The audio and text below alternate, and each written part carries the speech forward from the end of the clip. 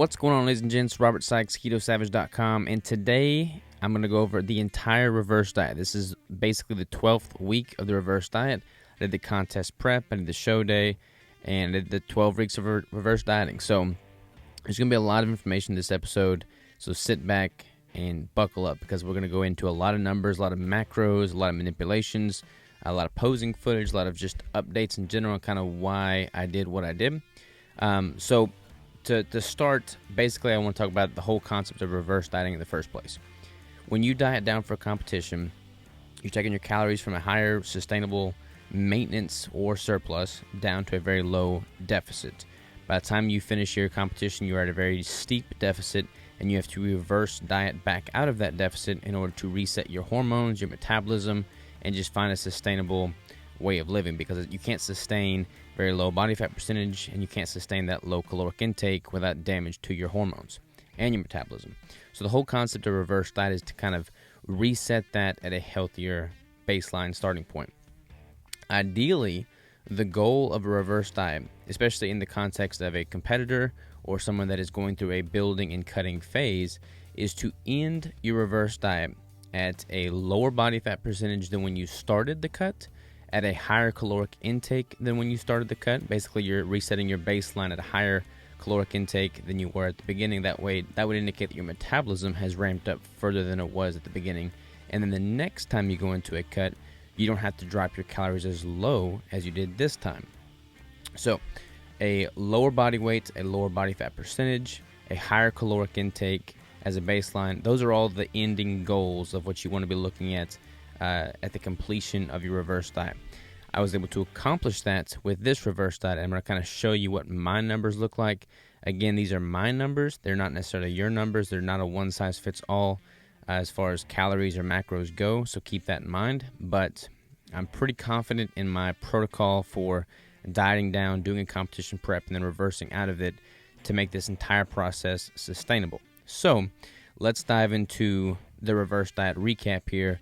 And to do it justice, I'm going to start from the very beginning, and I'm going to touch on a little bit of the very beginning macros and just kind of what I was looking like at the onset before the competition prep ever started. So first things first, let's start into the spreadsheet. All right, so here you are. We're at 11/4/2019 at a starting weight of 177.5. This is where I started the prep. My macros are 305 grams of fat, 155 grams of protein, and 20 grams of total carbs, for a total caloric intake of 3,445. And that winds up being about a 79.7% fat ratio, so a very high fat ratio overall. That's where I started this prep at. So let's look at my composition. Let's go back into the memory banks here and look at what my footage was looking like for the start of the prep. All right, so here we are, again, 11/4/2019, 177.5 pounds. According to the calipers, I'm at 9.81% body fat, so 9.81% body fat. And again, I was averaging about 3,445 calories during this time period. We're just going to look at my starting footage, my show day footage, and my current footage. So keep an eye out for what my composition is looking like here at the onset, because ideally I've got a leaner physique now than I did at the beginning. A lot of people go through a reverse diet in the competition prep and they lose muscle because they don't do it properly.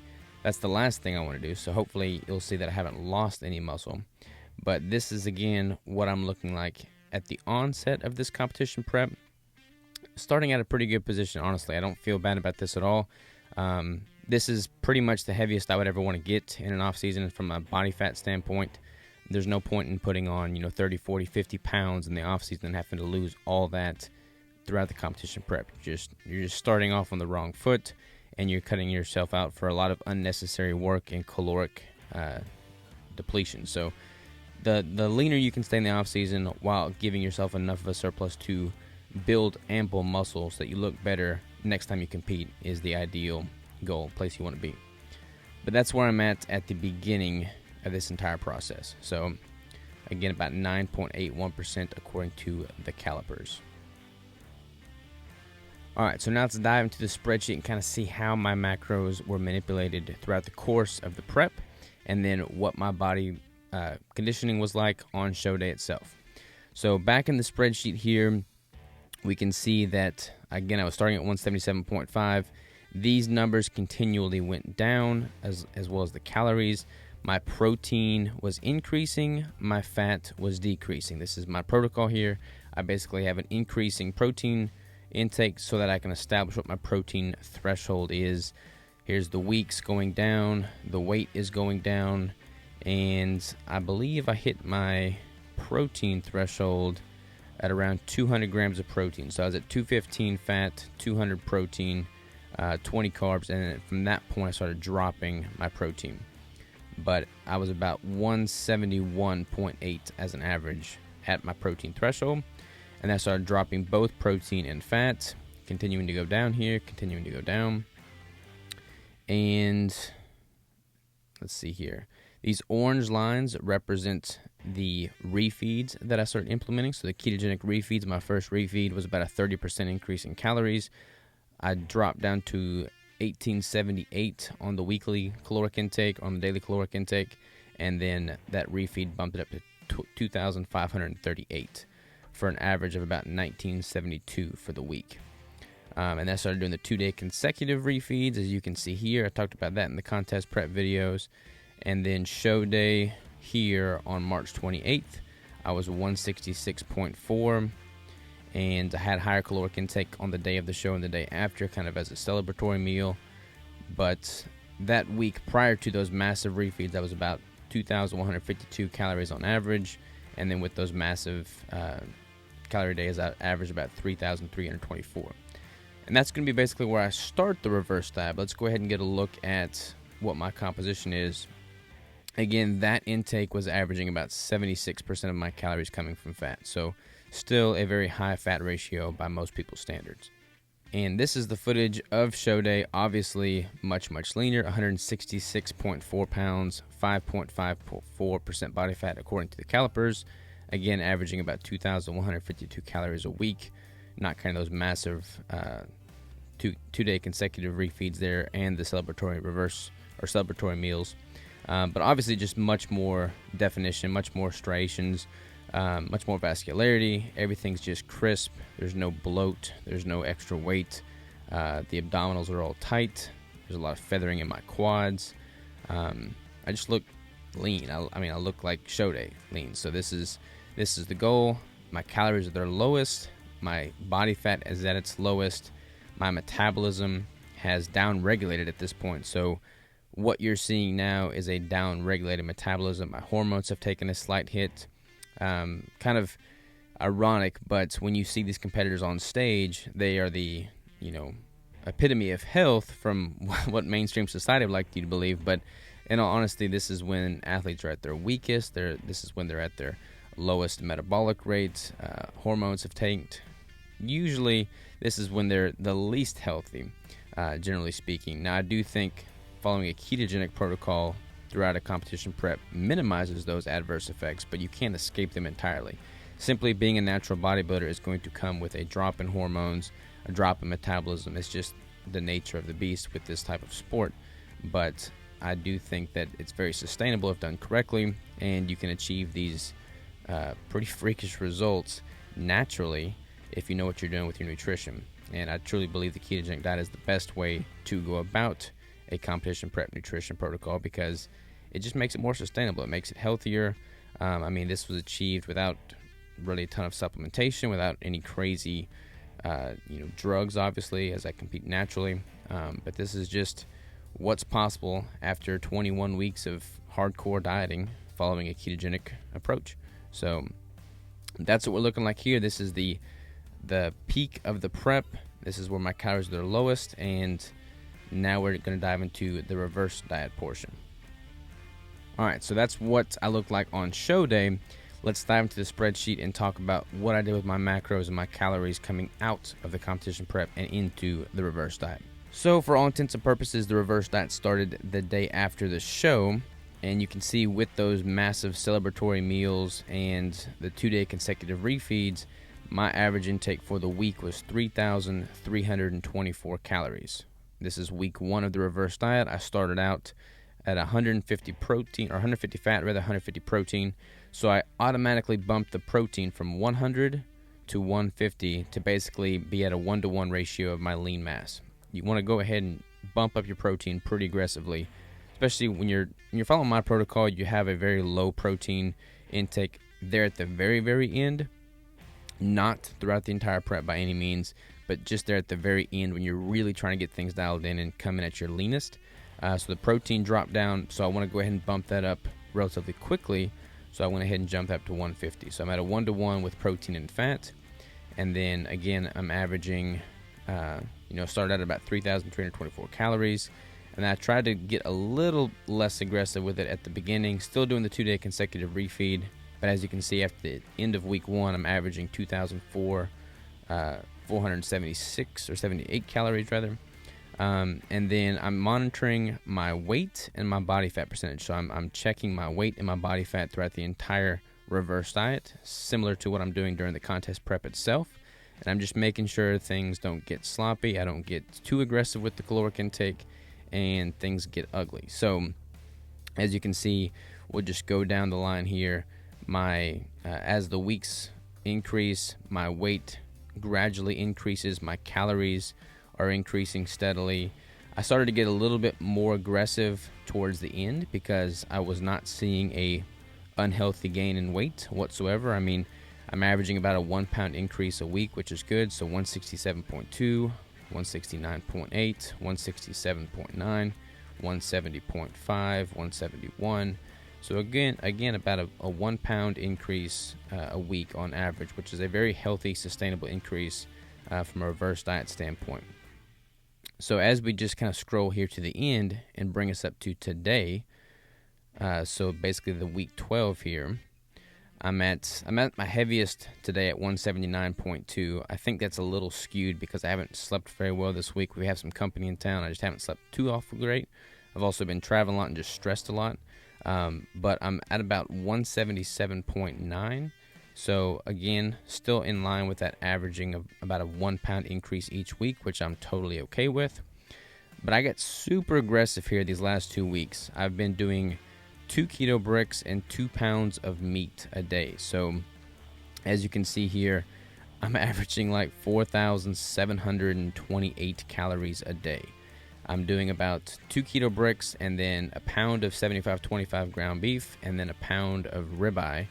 That's how I'm getting these macros of 399 fat, 236 protein, and 24 total carbs. That ratio breaks down to about a 78% of my calories coming from fat.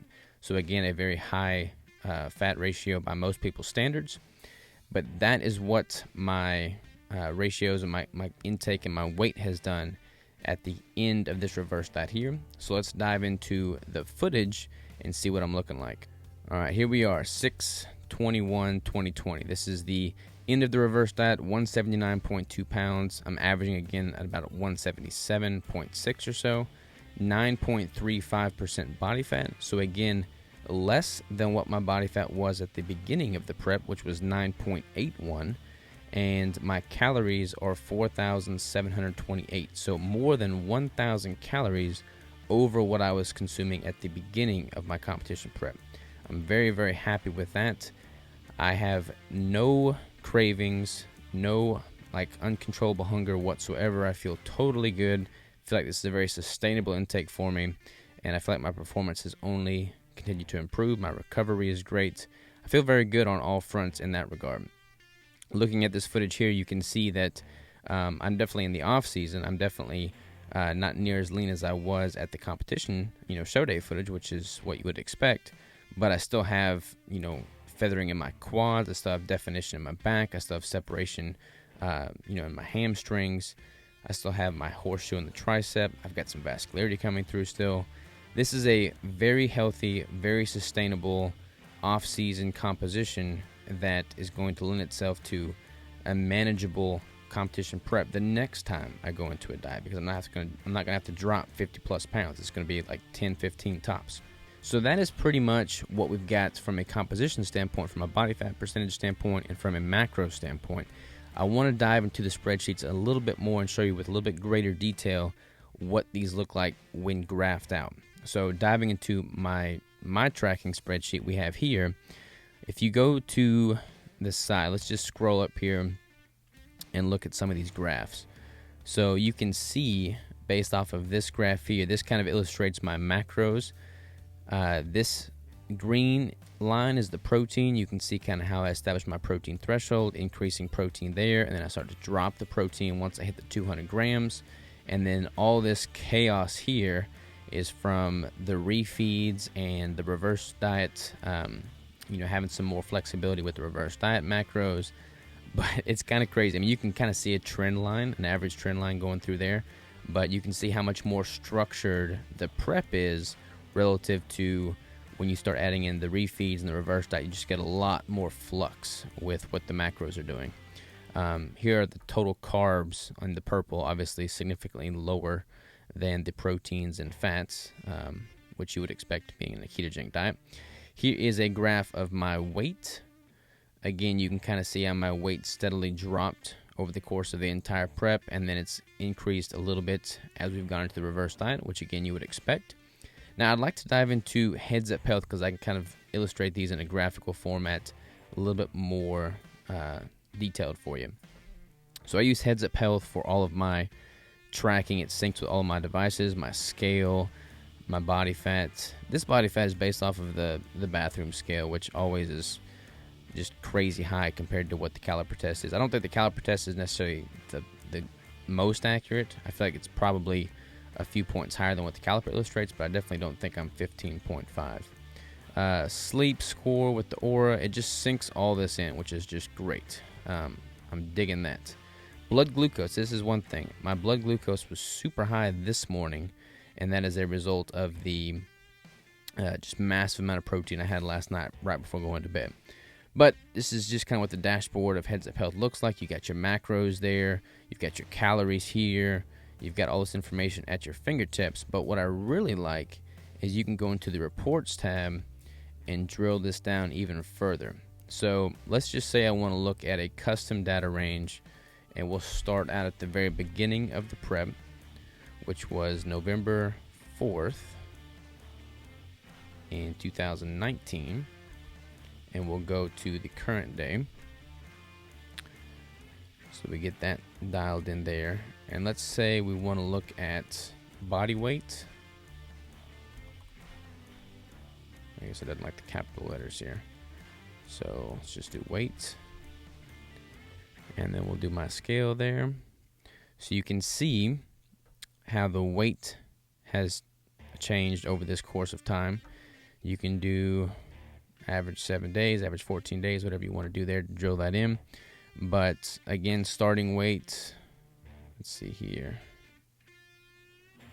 I'm not doing my custom setting.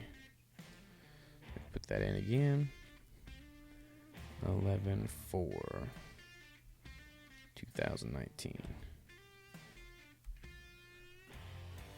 Apply, there we go. All right, there we go.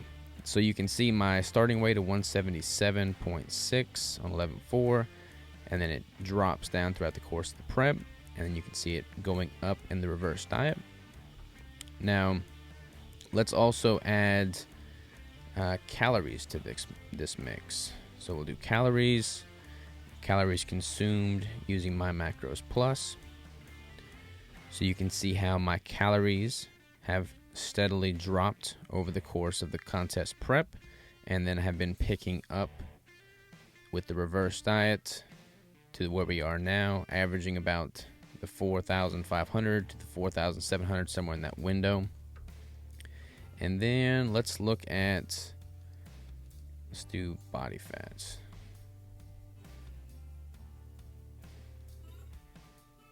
And then this manual setting is with the calipers. I have not put in my most recent caliper test, but you can see how at the onset I was 9.8%, and then I haven't entered in the most recent, but it would be the last one was 7.8, so it would be just under the 9.8. It'd be the 9.35, I believe, is what it was there. I know it's not as accurate, but we can go ahead and put in the, let's take that one out. We'll just use the withings, even though it's going to be higher. All right, so as you can see, of according to the beginning, I was at 16.02. According to where it is now, I'm at 15.93. So, like I said at the beginning, you want to have either a lower body fat percentage, a lower body weight, more lean muscle mass, higher calories, something of that nature when you end your reverse diet. So if we drill into this graph here, you can see that my calories were at 3,500 to start. They are now at 4,500. So a solid 1,000 calories higher than they were at the beginning. So that would indicate that my metabolism has ramped up because I'm not seeing any adverse effect from that increase of 1,000 calories. My body's responding very, very well to it, in fact. So that's a pretty massive improvement. My body fat, again, this is with the bathroom scale, so it's not going to be the most accurate measure, but it's still lower than it was at the beginning. So that's another great step in the right direction. And then my weight is 177.64 at the beginning and 177.34 now. I guess I didn't do my most up-to-date one. So basically, the weight is about the same. So my weight is the same. My body fat is pretty close to the same. A little bit lower, but pretty close to the same. But my caloric intake is 1,000 calories higher than it was the onset. So my whole goal of doing this reverse diet is to transition from a prep to a sustainable lifestyle, eat a sustainable amount of food on a day-to-day basis that lends itself to building lean muscle tissue and sets my metabolic rate and my caloric baseline at a higher and better starting point than it was at the onset. By being 1,000 calories higher than I was at the beginning, while still maintaining the same body fat percentage, the same composition, roughly the same composition, I'm going to be in a much, much, much better position the next time I transition into a contest prep. Because rather than starting at 3,500 calories, I could probably start at 4,000 or 4,250 calories and not have to drop down near as low on the calories by the end of the contest prep. That's the whole beauty of this. You can sustain this approach because each time you cycle through, you're starting out at a much better position than you were the last time you started out. So that's the beauty of this contest prep. That's the beauty of natural bodybuilding. You cycle through, you get better and better each time. You start out better and better each time, and life is good. That compounds over time. Every time you do a prep, every time you do a building phase, you build more lean muscle, you improve your metabolic rate, you just improve where you're at every single time. That's why I'm so passionate about this. That's why I'm trying to spread this message, because so many people are trying to do a crash diet, trying to just do instant weight loss, and it inevitably screws up their hormones, screws up their metabolism, screws up their composition. They lose muscle. It's just not healthy. It's not sustainable. Going about it this way, you're able to sustain the weight loss. You're able to have an effective weight loss, body fat loss, period. You're able to build quality lean muscle mass when you're in a building phase. You're able to improve your metabolic rate each time you cycle through. You just get better and better and better. And that's the beauty of it. So that is all I've got to say. This is a lot of information, I know, so my apologies there, but hopefully you found this informational. And if you have any questions, certainly reach out and let me know. I'm obviously, this is my thing. This is my life's passion, my life's work, my life's purpose. I'm happy to spread this information and hopefully help others reach their fitness and nutritional goals. So thank y'all for tuning in. Thank y'all for watching, following along with this contest prep series and this reverse diet series. I've got some big things in the works right now. I'm working on a massive project that is going to really shine a lot of light on this entire protocol. So stay tuned for that. And until next time, y'all have a good one.